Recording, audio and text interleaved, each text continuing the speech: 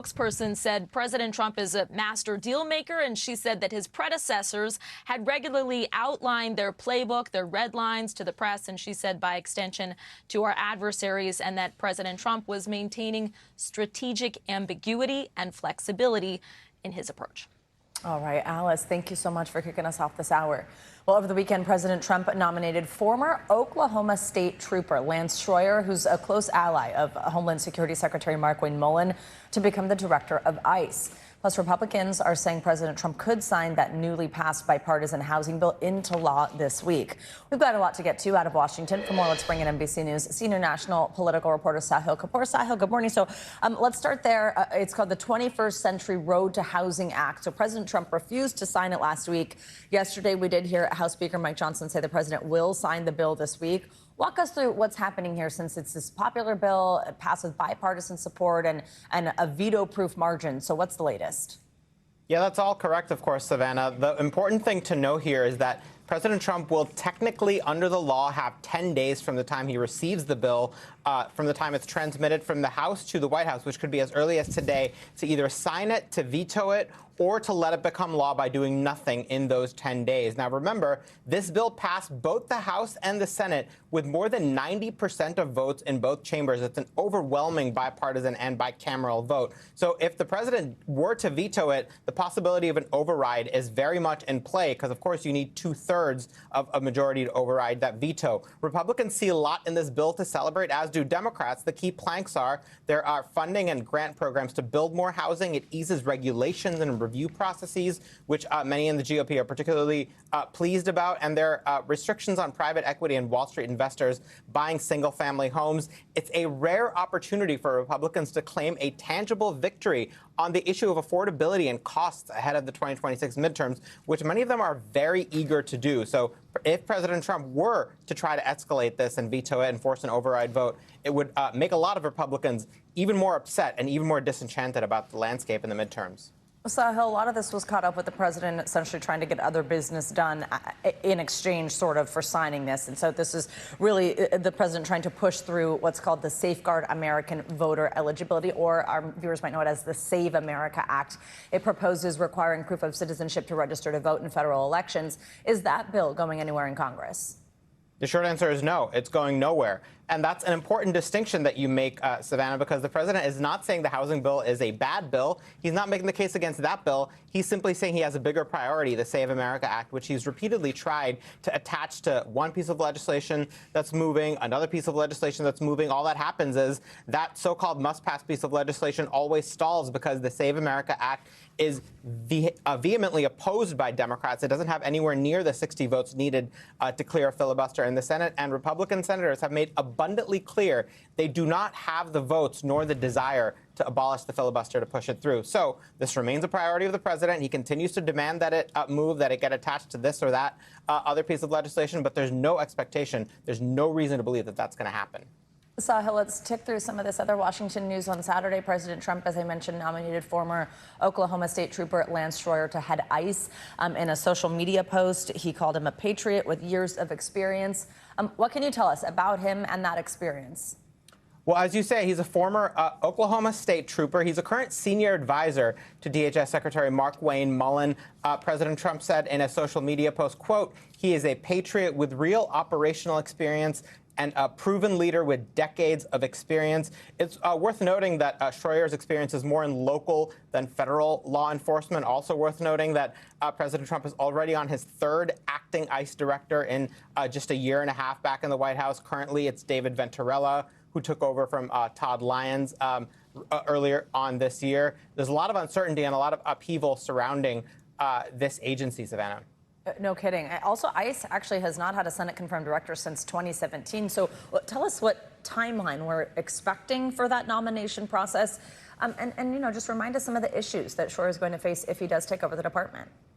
Yeah, it's extraordinary. 2017, almost a decade that this agency has been functioning essentially on autopilot under acting directors who don't have, you know, the full support of the Senate to be in a permanent role, which means they can't use their full powers in this space. The Senate is gone until July 13th. So the earliest they could even schedule anything would be, or rather even hold a hearing, would be that week. This is the type of nomination that that Senate Republican leaders might try to expedite. He would have to come before the Senate for a confirmation hearing. Of course, this agency oversees immigration enforcement and deportations. It's very easy to imagine that it would be very, very confrontational because the two parties have very different views about ICE. Republicans want it to be more aggressive. President Trump wants a more aggressive mass deportation program. And Democrats, after DHS agents killed 2 Americans in Minneapolis, are insistent on reforms to restrain how ICE goes about deportation. So there'll be a lot of questions. But remember, he just needs 50 votes in the Senate, plus potentially the tie-breaking vote of the vice president to get confirmed. He doesn't need Democrats. Trump just needs to find a nominee who can largely unify Republicans. Sahil Kapoor from Washington for us, covering a lot. Thank you so much. Well, let's stay in Washington. It is a big week for the Supreme Court. So today actually marks the start of the final week of their term. Several big cases are still awaiting rulings from the conservative majority court. 3 of the 8 remaining cases could have major implications for presidential power. Let's bring in our good friend, NBC News legal analyst Danny Ceballos, to break down some of these cases, talk about what's left here. Danny, good morning. Great to have you. So a lot of the remaining cases, like I just said, they surround the limits of presidential power. So I'm going to tick through each of these, and we'll kind of talk about the bigger theme here. But let's start with the biggest decision before the court right now. This is President Trump's attempt to end birthright citizenship. What would happen if the court ruled in his favor? This is definitely the flashiest case before the court, but it's the one least likely to represent an expansion of executive presidential power. And that's because the court seemed very skeptical of removing a system that we have where we give birthright citizenship to those people born on U.S. soil. The Trump administration has challenged that, claiming that the Constitution adds an additional requirement and subject to the jurisdiction thereof. In fact, this entire case, litigation, everything comes down to those handful of words, subject to the jurisdiction thereof. And if, as the Trump administration argues, those words mean that somebody additionally has to be present lawfully in the United States, it would be a massive change to a settled area of the law since 1898. So this is definitely one to watch, even though if you're betting, the odds are against the administration. Okay, Danny, let's talk about this next one. We're also waiting ruling on President Trump's attempt to fire Lisa Cook from the Federal Reserve's Board of Governors. So this case centers on what's known as a for-cause standard, meaning a president can't fire someone without a specific justification. Legally, what does that require here? Yeah, the Federal Reserve Act provides, or Congress provided through the Federal Reserve Act, that the governor can only be fired for cause.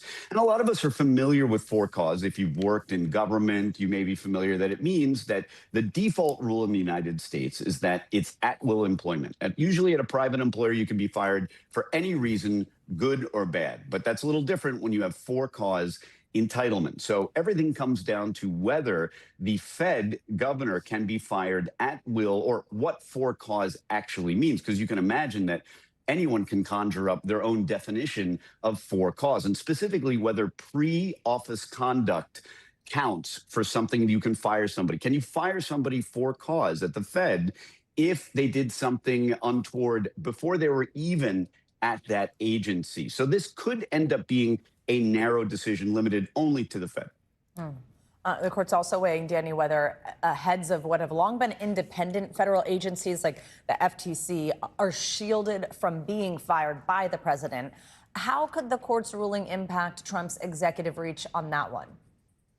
This case could overrule another very old case called Humphrey's Executor. And really what I'm watching for is whether the court will carve out just a limitation on executive power around the Fed, because the Fed is a little different than some of these other agencies because of the power that the executive should or could have over the economy. But the bigger question is, if the court grants this executive power to fire someone really for cause and expands the presidential power to determine what for cause is, will that also be expanded to these other agencies? That would represent an even more dramatic expansion of executive power by this court. So, Danny, to put a button on the overarching theme of these 3 cases of presidential power, during oral arguments, the tea leaves that we can sort of read here, how skeptical was this court, or was this conservative court? How skeptical have they been of the Trump administration's arguments?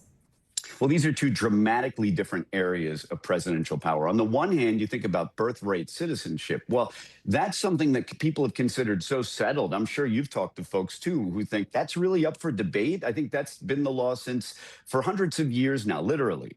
So that would be a very big surprise. And I think at oral argument, the conservative justices and all justices were very skeptical of this unilateral expansion of federal power.